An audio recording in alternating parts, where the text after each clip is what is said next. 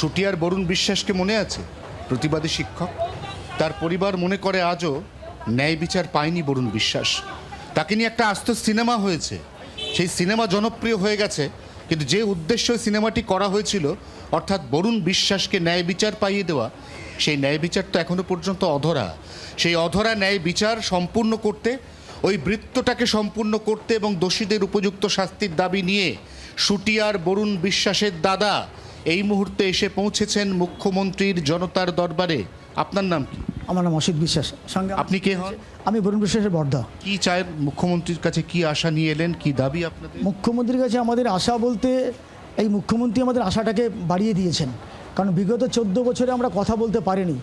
কোনো জায়গায় গিয়ে আমাদের যে প্রকৃত যে কথা, যে প্রকৃত দাবি, আমরা কোথাও সেই দাবিটাকে রাখতে পারিনি। আপনি কে হন? আমি দিদি বরুণ বিশ্বাসের দিদি। প্রমীলা রায় বিশ্বাস। আপনি প্রমীলা রায় বিশ্বাস। হ্যাঁ, আপনার কাছে আমার প্রশ্ন, আপনি কেন মনে করছেন ন্যায় বিচার হয়নি, এবং ন্যায় বিচারের কোন কোন অধ্যায়ে চাইতে আজ আপনি বরুণ বিশ্বাসের দিদি মুখ্যমন্ত্রীর দরবারে? ন্যায় বিচার হয়নি। আমার বাবা একমাত্র আমাদের পরিবারের সাক্ষী করেছিলেন।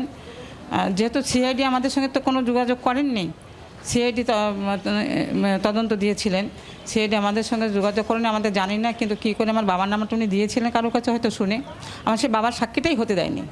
আমার বাবা যতবারই গেছেন ততবারই সরকার যে অদ্ভুত ব্যাপার, বরুণ বিশ্বাস তার রহস্য মৃত্যু, যার তদন্তভার সিআইডির হাতে, সেই ঘটনায় প্রধান সাক্ষী অর্থাৎ বরুণ বিশ্বাসের বাবা, তাকে সিআইডি নিজে থেকে তো ডাকেইনি। এমনকি তিনি যতবার স্বেচ্ছায় নিজের উদ্যোগে সিআইডির সঙ্গে দেখা করতে ভবানী ভবন গেছেন, সিআইডির কোনো আধিকারিক তার সাথে কথাই বলেননি।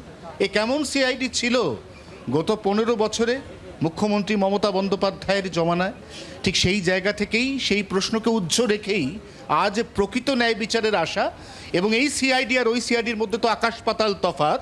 অর্থাৎ এই সিআইডি অনেক বেশি প্রোঅ্যাক্টিভ হবে, এবং বরুণ বিশ্বাস এই পরিবারের সদস্য, প্রতিবাদী শিক্ষক, এবার প্রকৃত অনুসন্ধান হবে এবং ন্যায় বিচার হবে, এই আশা নিয়ে বরুণ বিশ্বাসের পরিবার এই মুহূর্তে জনতার দরবারে।